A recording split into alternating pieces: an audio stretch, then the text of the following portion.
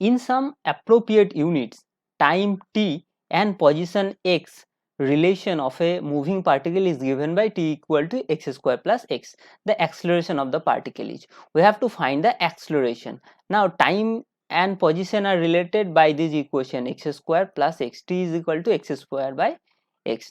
So dt dx, if we take the derivative of t with respect to x, that is dt dx is becomes 2x plus 1.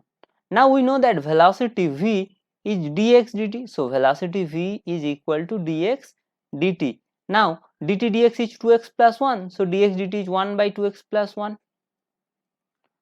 We have to calculate the acceleration a. Now we know that acceleration a is d2x dt2 or v dv dx. V dv dx or d2x dt2.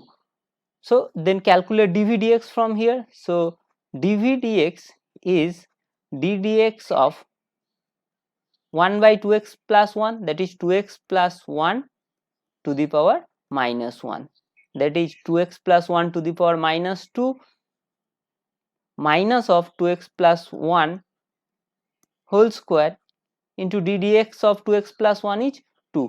So dv dx is minus 2 by 2x plus 1 whole square.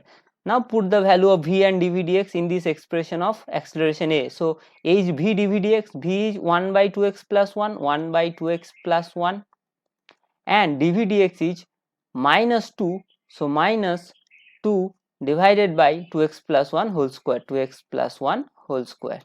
So this becomes minus 2 divided by 2x plus 1 whole cube. So the acceleration is minus 2 divided by 2x plus 1 whole cube. That is here option 2 is the correct answer. Thanks for watching. Please like this video, subscribe my channel and share this video. Thank you.